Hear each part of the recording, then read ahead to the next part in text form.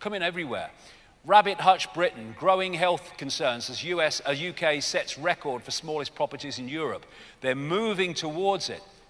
Soaring house prices will kill off middle class within 30 years, Britain to be left with tiny elite and sprawling proletariat. Abolition of private property.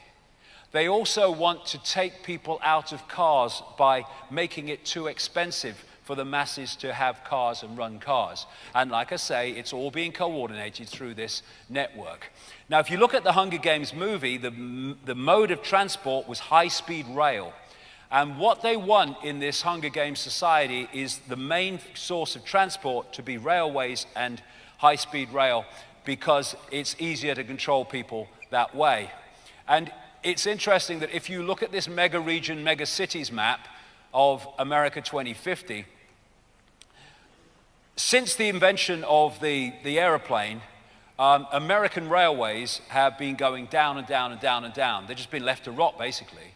And then suddenly, in the last few years under Obama, enormous amounts of investment have been made into building high-speed railways across America. And when you take that map and then you put the high-speed rail map of America and the list of years they want to introduce it, it absolutely fits over that mega regions, mega cities map. This is what we're seeing in this country and throughout Europe, the building of these high-speed rail systems in line with Agenda 21. And I know for an absolute fact that some of the people who are doing it under being railway executives actually work for NATO.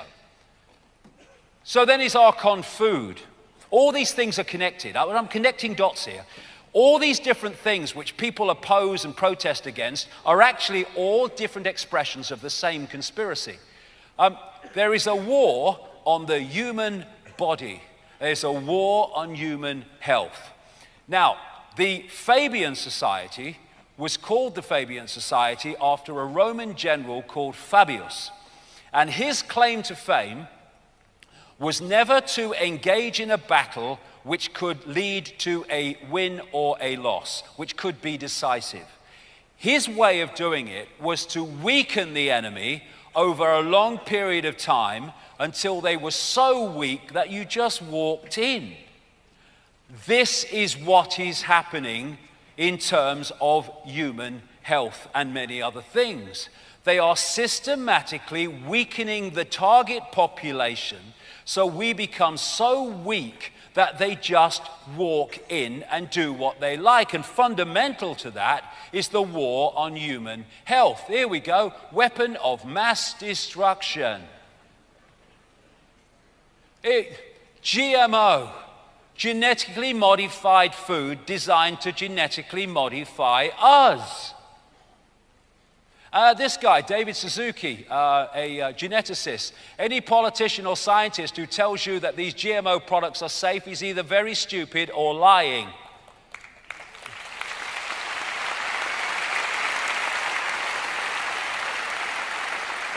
Most of the food chain now in America, overwhelming majority of the food chain in America is infested with GMO, and they're trying to do everything they can to bring it in Europe by stages. And this is how they do it. Here he is, Michael Taylor, an executive of Monsanto who moves over to be the food czar for Obama. And he's moved through that revolving door a number of times. What he does, he works for Monsanto and then he goes into government. He should be policing Monsanto, but what he's doing is introducing Monsanto's agenda in government.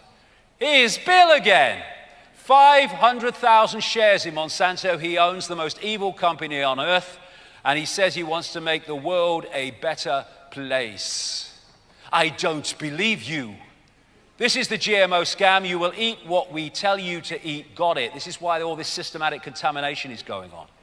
And here we're dealing with a force that I was talking about through the day that is about mutating the species so we decode reality in a different way. And all these GMO products, they need these poisons to go with them.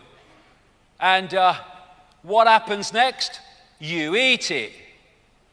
And it's part of this war on the human organism, the human health, to weaken it. I mean, You would think on the face of it that it's madness to do this. But there's method in the madness of those who know why it's being done. Monsanto's darkest secret, Roundup's effect on the fetus. Get the baby before it's even born. Look at this. Paint thinner in children's cereal exposed. It's bloody madness, unless you know the agenda and what it's designed to do. Here are McDonald's, shit in any bloody language. There you go.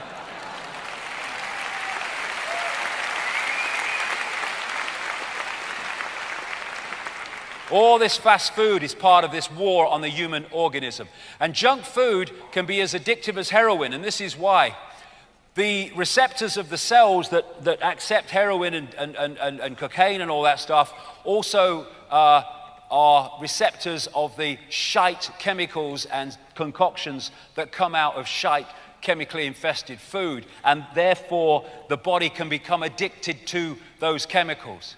So what they're doing, the GMO, is they're forcing out of existence opposition to GMO so everything can be genetically modified. Genetically modifying the planet, that's what they're doing. And the reason that you get this war again on food supplements and alternative ways of giving nutrition to the body, which they're not getting from the food, the reason there's a war on all that and regulation on all that is to stop people having any other way of overcoming this war on the human body to get nutrition from another source. Archon Big Pharma, this goes on from there, same thing. You look at these big pharma companies, they lock into the same bloody network. Vaccines.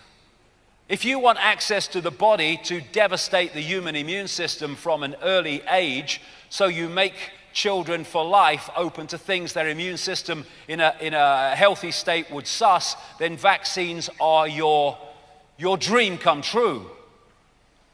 The immune system, when it's strong, you're healthy. When it's weak, you're ill. When it's knackered, you're dead. And this is the focal point of the war on the human organism, a war on the human immune system. All these vaccinations that kids have before the age of 6, because it's systematically targeting the health of young people so they'll never be healthy for the rest of their life, is the first step of denying any access whatsoever into wilderness areas, which is exactly the plan of Agenda 21. And they're destroying community food gardens. This is in Canada. And what they're doing, they're changing the zoning laws to say you can't grow food there, even though people are hungry, and they're communally growing to help each other out. Allotments are going under. Food and Drug Administration in America to ban organic farming, ? They're doing these raids on organic farming communities to bring about the end and Agenda 21. And this is Dr. Richard Day, again, 1969. Growing food will be banned by saying it isn't safe, and the state and corporations will control all food production. The supply and distribution of food will be monitored so that no one can give food to a fugitive of the system. That's what's unfolding. In 1913, corn is 100% farmer-owned. 2013, corn is 95% owned by corporations, and 90% in the United States is genetically modified. Kissinger, control oil and you control nations, control food and you control the people. This is what it's about. And the same is happening to water, again under Agenda 21. These corporations are buying up all the water sources. This fricking idiot, the CEO of Nestle, is saying water is not a human right. Excuse me, mate, if you don't get access to it, you fricking die. Oh, that's what you want. Sorry, I gotcha. Water is not a human right and should be privatized. US court ends private property rights, all water to be controlled by government. See, all over the world, because of this global network, it's unfolding. Control the water and you control the people. And so what they're doing under Agenda 21, and America is the primest example, is they're just not funding rural communities. They're not funding rural schools. They're not mending rural roads. They're actually digging up a lot of rural roads, a lot of rural roads, to make life impossible, to get people off the land. America 2050 is an organization funded by the Rockefellers. It's a Rockefeller Front organization. The Agenda 21 depopulation of rural areas has begun. It's everywhere. Irish councils plan trying to strip people of right to live in the countryside. And you know when this guy came in, bloody Blair Mark II, never said it in the election campaign, suddenly announced he's going to sell off all the forests. Do you remember that? Going to sell off all the forests. What do you mean? You never mentioned that. That was Agenda 21. And he was stopped from doing it en masse because of the opposition.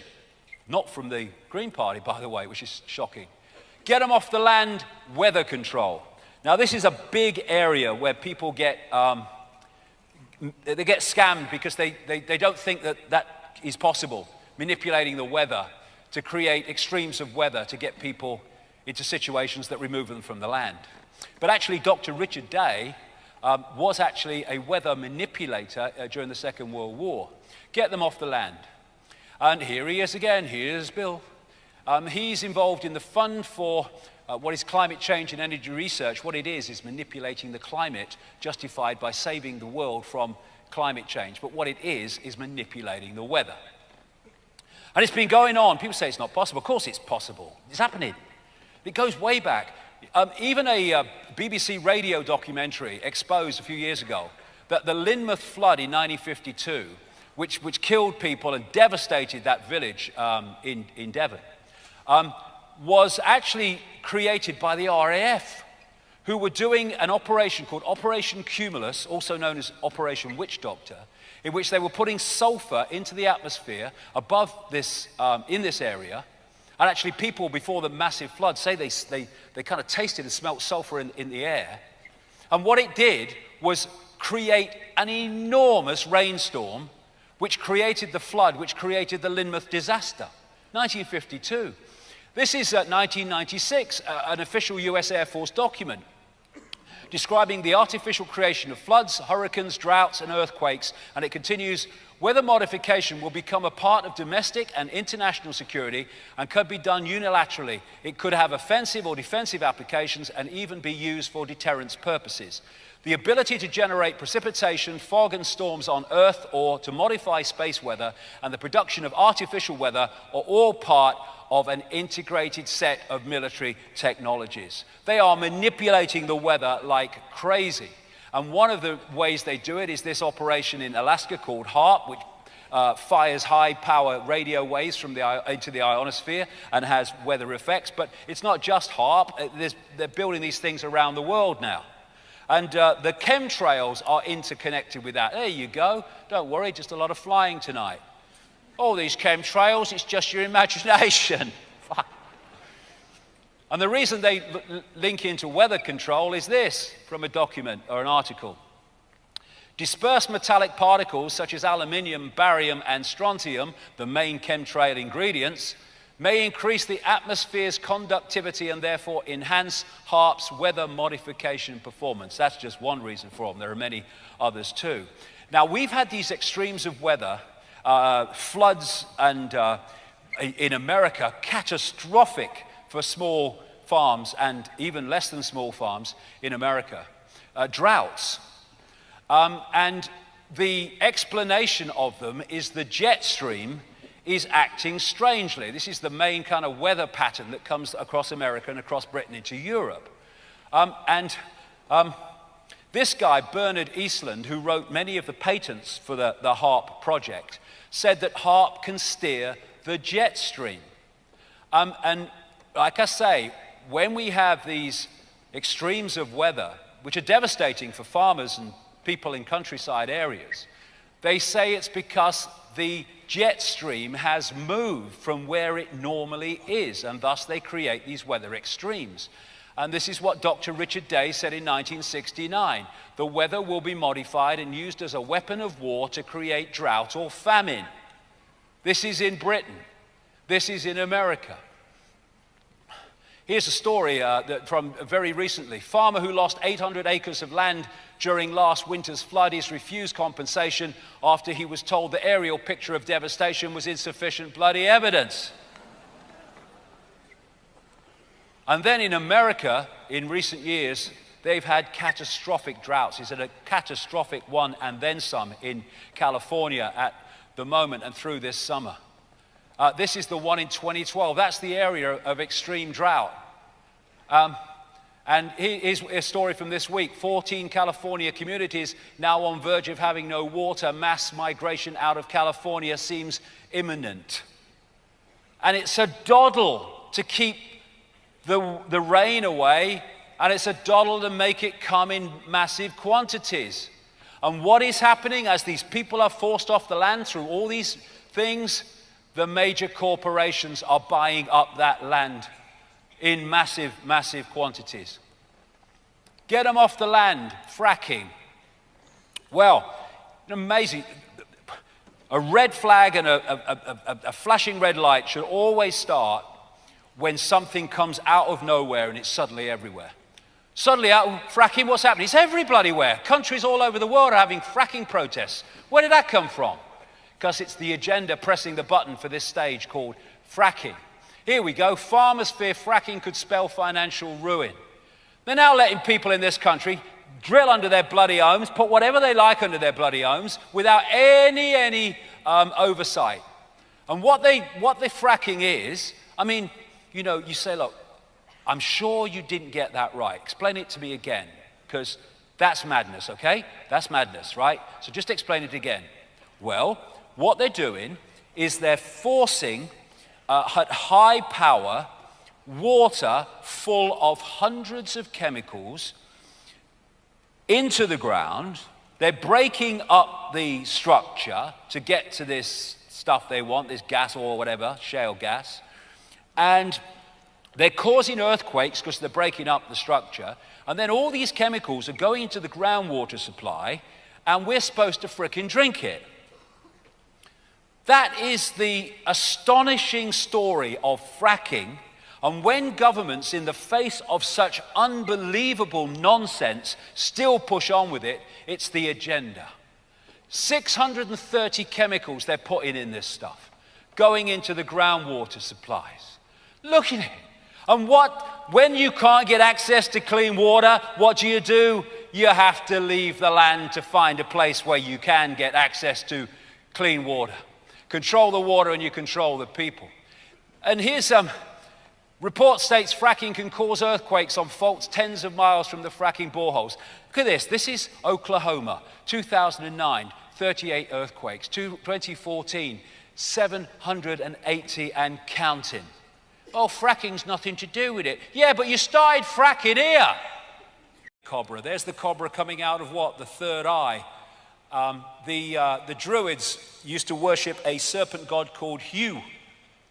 And this is the Nagas, a reptilian race in Asia that they said could take either human or reptilian form. Or there's the Mayan people. They worship the serpent god Kukulkan. And the folklore describes, of course, you know, dragons and serpents. Then you've got the fairy stories of the prince turning into a frog, the frog turning into a prince. And what they call these reptilian bloodlines, which I'm going to come to, are the royal bloodlines, because they are the bloodlines of the gods. And of course, in the East, the dragon is a massive central point in their imagery. You find around the world this theme of part serpent, part human, all over the place, the duality of them. And this is another common thing that you find, the serpent eating a human or eating a human baby, all over the place, all over the world. And you see it on Alfa Romeo even. And note the crown. Note how often the crown is used, because these are considered royal bloodlines, these particular serpent or archontic human bloodlines, which I'm going to come to. And when you look at the Hollywood and televisual portrayals around the world of non-human entities in reptilian form, they are incredibly the same or very, very similar to what people have described who've interacted with these entities. They worshipped the fish gods, as they called them in the ancient world, with the scales. And the fish god priests used to wear a hat like that because it was a fish head. And all the way through, this same theme has come into the Roman church, into the Christian church. And there you see the mitre, the fish head, the same as the worship of the fish gods in the ancient world. And there you see it in this country as well. So what you're looking at is secret societies. They worship a certain force, a certain god. You get religion. They're worshipping a certain god. They think they're different gods, but actually it's the same gods. And then you get Satanism, and at the level of Satanism, they are more knowingly worshipping the archontic, satanic gods. But in the end, all these different forms, although the vast majority of them have no idea that's the case, are ultimately worshipping this force with tremendous implications that I'll come to. So, I mentioned these bloodlines. This archontic force does not operate in this dimension in the sense that this is not its frequency. So if it wants to pull it to be its frequency, but it can't be its frequency at the moment. So it needs a vehicle within visible light to work on its behalf while it works from the hidden. And so certain bloodlines were created specifically to be that vehicle. Human, archontic, human, reptilian hybrids. And you see the symbols of them with the number of times you see reptilian imagery in the coats of arms of the aristocracy and stuff. Of course, the City of London, the financial district, which is massively involved in the global conspiracy, also has tremendous reptilian imagery. Now, these bloodlines are like the in-betweeners, if you like. You've got the visible light frequency band, and you've got the entities outside of the band.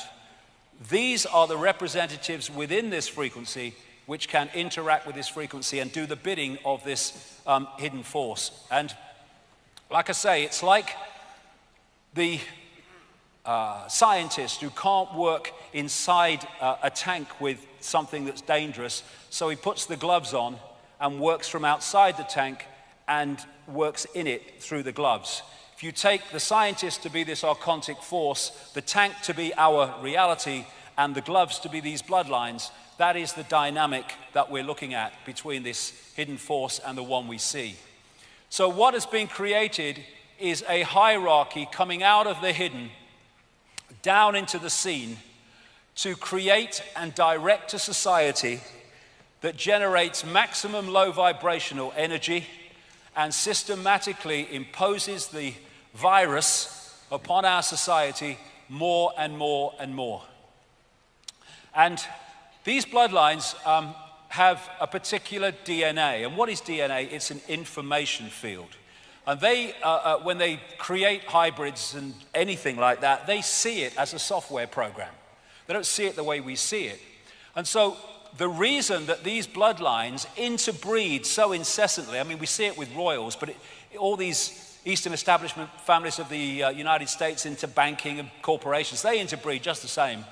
It's to hold this information field, which has a certain series of personality traits which the archontic force wants in these hybrids because it makes them work on their behalf without any compassion or empathy or question in terms of the impact and suffering that they make people have. So this information field, this DNA, this hybrid, has the natural order traits that I talked in that wolf's image. It has them deleted. They have the ability to empathize deleted. The ability for remorse deleted. The ability to feel any emotional impact for what they do to others deleted. And what they are describing are psychopaths. These people are psychopaths in our reality on behalf of psychopaths operating outside our reality because they are an expression of this.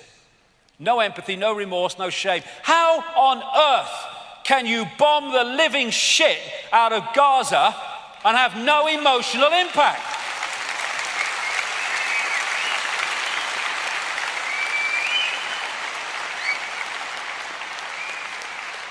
How can you lie to justify the invasion of countries that kill and maim millions?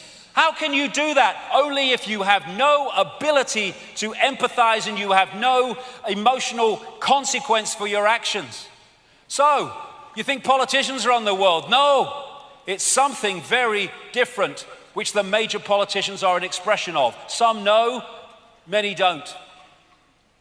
And the reason that these hybrids are so, I'll call them the elite for want of a word, are so important is because there is a hybrid genetics. It means, because when you go back, genetics is just an information field, a frequency field.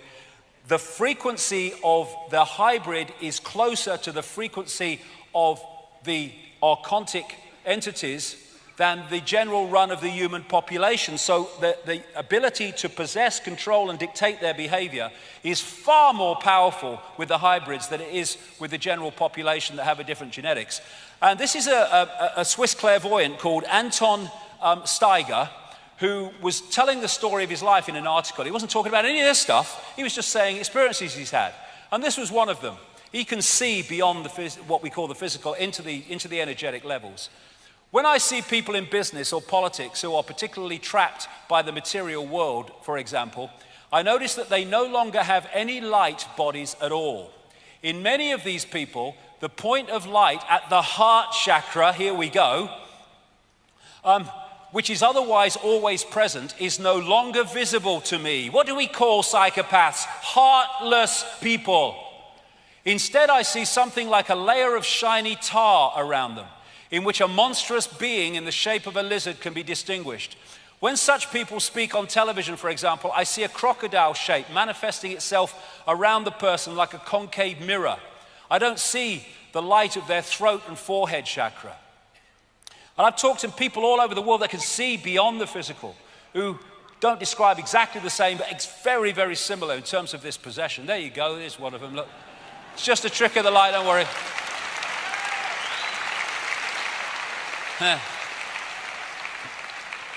So, what we're looking at is dual DNA in these bloodlines, which is what? Dual information fields, which will explain something else in a second. So these people appear to be one thing, but they're actually behind the facade of the human facade, something else. We're not from these parts. And if you look at it, that Avatar movie was symbolic in so many ways. What the American invaders did in the Avatar movie is they infiltrated the Na'vi, the blue people, by looking outwardly like the Na'vi. So they didn't realize they were being infiltrated. That's what's happening here. That's what's happened for thousands of years. We've been infiltrated. Absolutely, the descriptions of these entities and this inversion. And they're seeking to bring their reality into ours by syncing their frequency. The Golden Age society, the way it's described, and again in the way the Avatar movie portrayed that society, was a heart society. This was the point from which they interacted with the world, the heart, which allowed them to experience reality outside the bounds of time and space. When you come from the heart, you don't do hatred. The heart doesn't hate. The heart doesn't seek to destroy. And so this inversion was about taking the point of interaction with the world from the point of love, heart, into the emotions. And how do we see now our society and how people interact with it from the level of emotional response and emotional reaction instead of here? And when that moves to that we interact with the world here, the world dramatically changes. And so, like I said earlier, with this heart coherence with the central nervous system and the brain, once we get into this, we start to disconnect from the heart, disconnect from beyond time and space, and start to have this as the governor of our perception. And if you take it in a computer game terms, the idea is to pull us into the lowest level where this archontic force works from. Now, these Gnostic writings have been estimated to have been buried in that sealed jar between about 350 and 400 AD, which corresponds with the destruction of the great library of Alexandria run by Gnostic thinkers. But it's suggested that they were possibly written about 100 AD. In those documents, all that time ago, best part of 2,000 years, they say that the archons can take form, and the main forms they take are reptilian entities and those known today as greys. The archons describe the greys as like an unborn baby or fetus with grey skin and dark, unmoving eyes. That was nearly 2,000 years ago, and it's the same description as what we call grey entities today in the modern world. And of course, I've been saying for a long time now that behind the human networks of control is a reptilian form. But I did say a long time ago, I didn't think it ended there. I thought it went into the realms of something else, and this something else is this archontic inversion, I would suggest. So when I was talking about the reptiles, of course, I got lots of ridicule. Hey, he's mad. And my response to that has always been the same as well. This has been my feeling about what they say.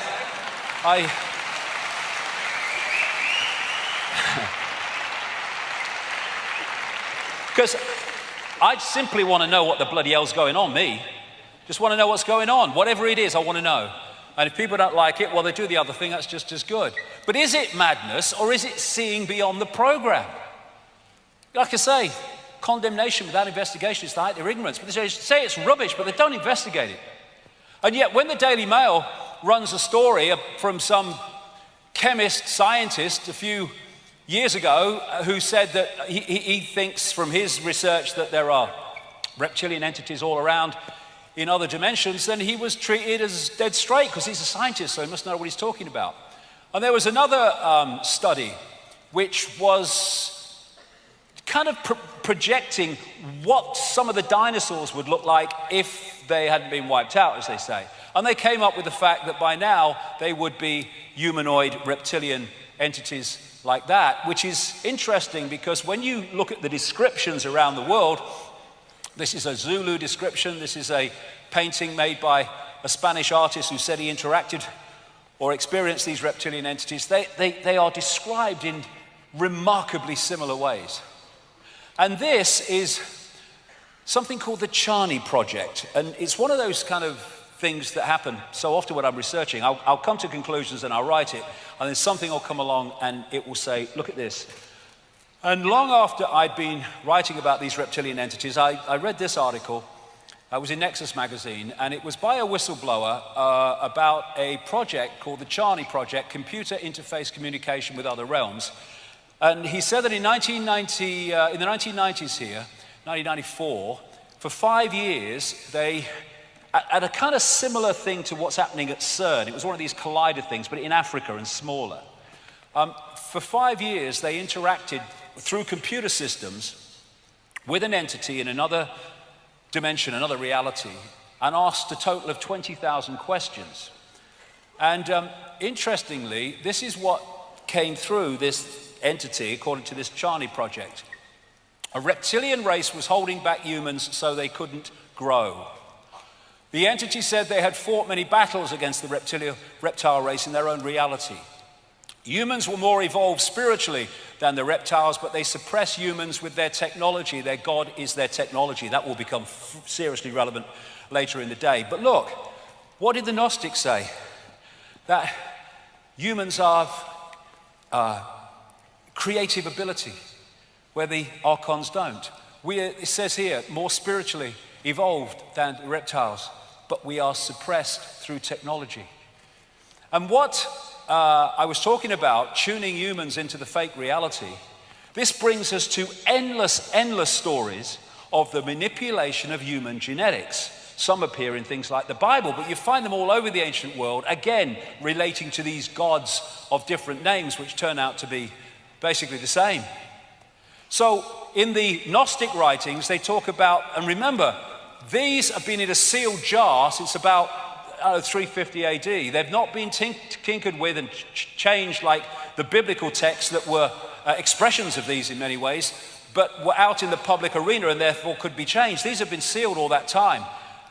The Lord Archon, what they call the demiurge, said, "Come, let us create a man according to the image of God and according to our likeness, that his image may become a light for us, a vehicle for us."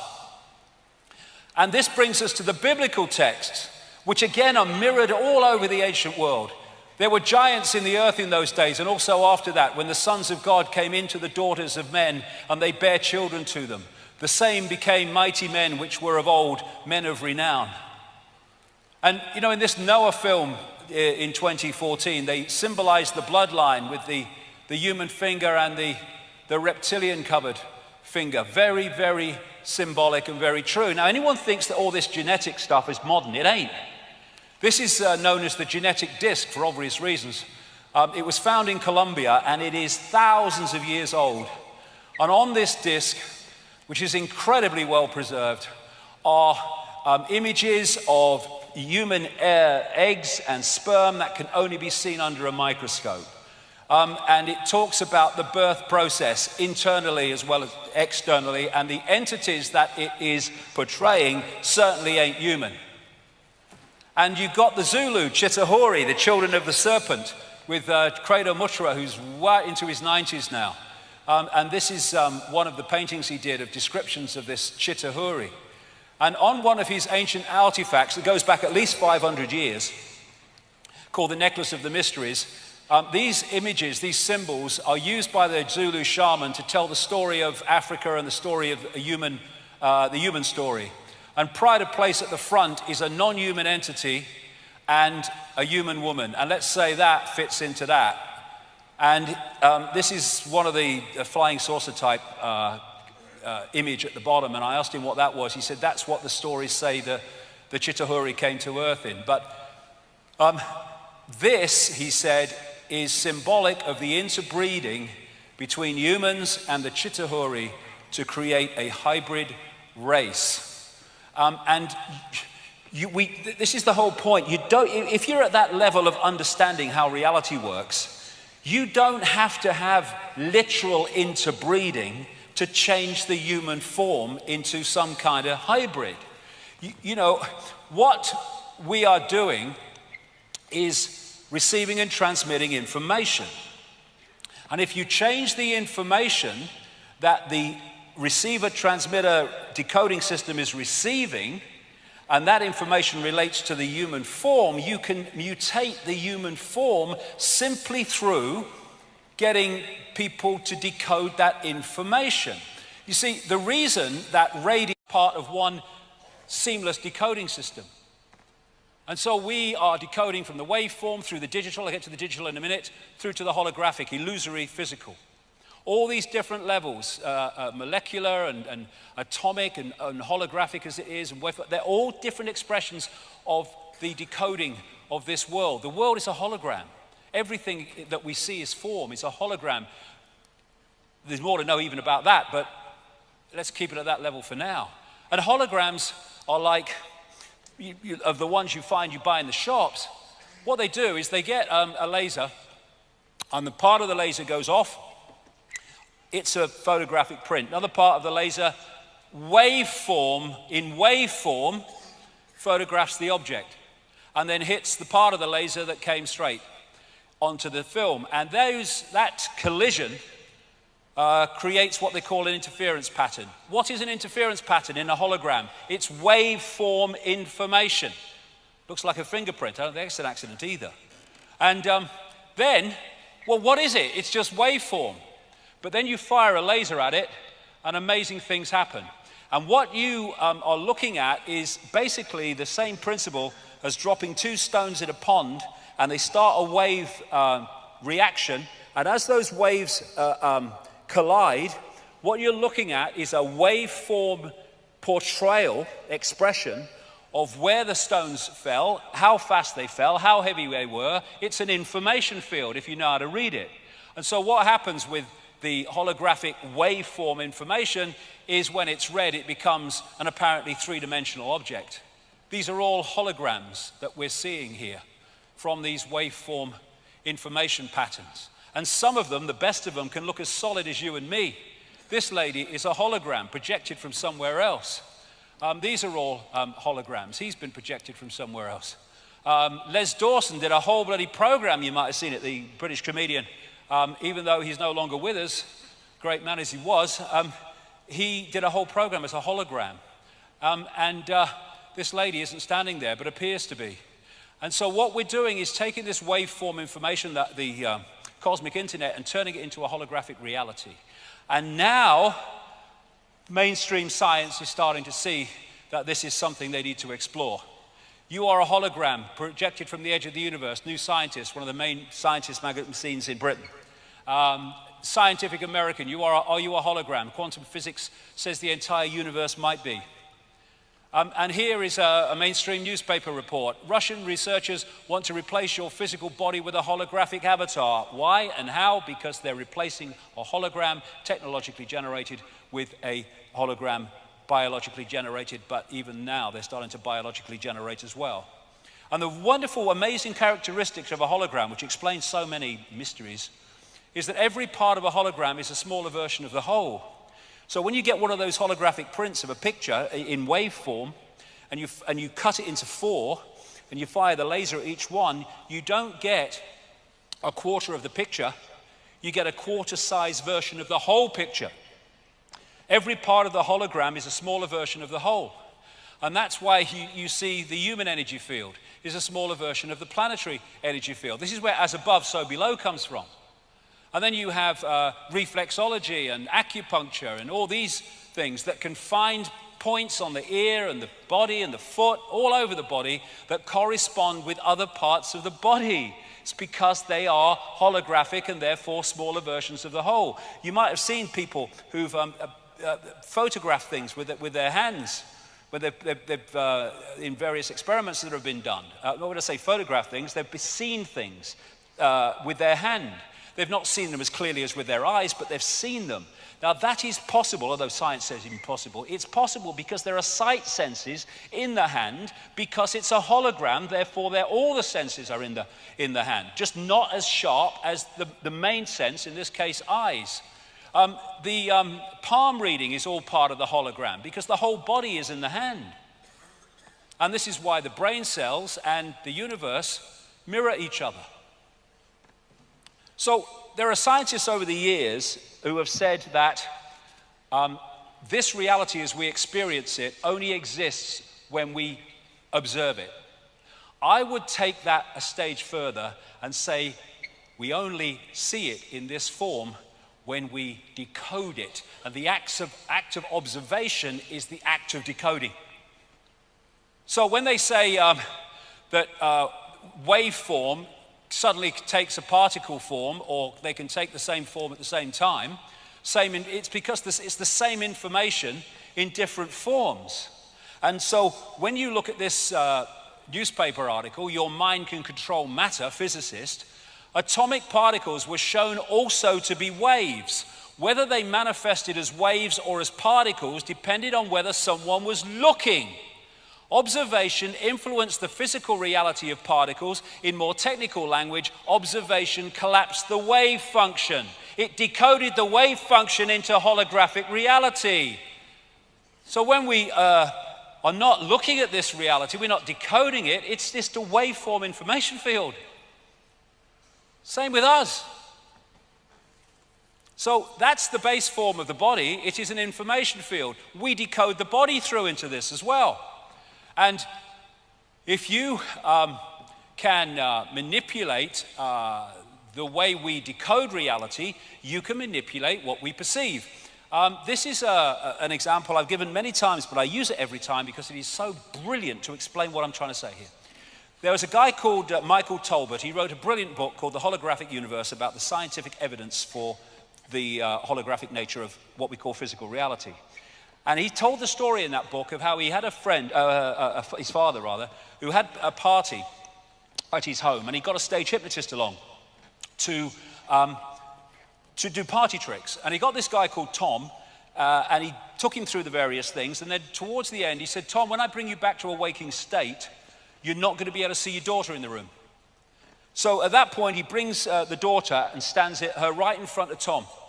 And Tom, the father's looking in her belly. So he brings him back to a waking state, apparently, and he said, Tom, can you see your daughter? Tom's looking around, can't see him. So everyone else in the room could see the daughter. He can't see the daughter. So the hypnotist went round her back, and the small of her back, he held something. He said, Tom, can you see what I'm holding? He said, well, you're holding a watch. Daughter's between him and the watch. He said, there's something on the watch, Tom, can you read it? He leaned forward, he read an inscription on the watch. Now, Dogma Dawkins and everyone else in the mainstream would say that's impossible, perfectly bloody logical. Because the base form of the daughter, like the base form of all of us, is a waveform information field. And if you don't decode that into the holographic reality, your holographic five senses can't see it because it's not in its reality. And so what had happened is the hypnotist had put, if you like firewalls in the decoding system, and the decoding system would not decode the energy field of the daughter. Everything else in the room, yeah, not the daughter. Everyone else could see her because they'd not been through that process. So the only way that he could see his daughter is when that firewall was unlocked and suddenly he's decoding her. Oh, there she is. Now imagine you know all this in great detail and you want to manipulate the global population. What power that gives you. And look at how the same information is there wherever you look with people with an open mind. Tesla, my brain is only a receiver. Central American shaman, we are perceivers, we are awareness, we are not objects, we have no solidity. We are boundless. We, or rather our reason, forget this, and thus we entrap the totality of ourselves in a vicious circle from which we rarely emerge in our lifetime. And the whole focus of the system is make sure we don't emerge. Who creates the universe that we see? We do. And thus, if we change our perceptions, we can change what we decode into a reality, and we can change society. We're not going to do it by stockpiling weapons. We're not even going to do it by mass protests. We're going to be doing it by creating a different reality, by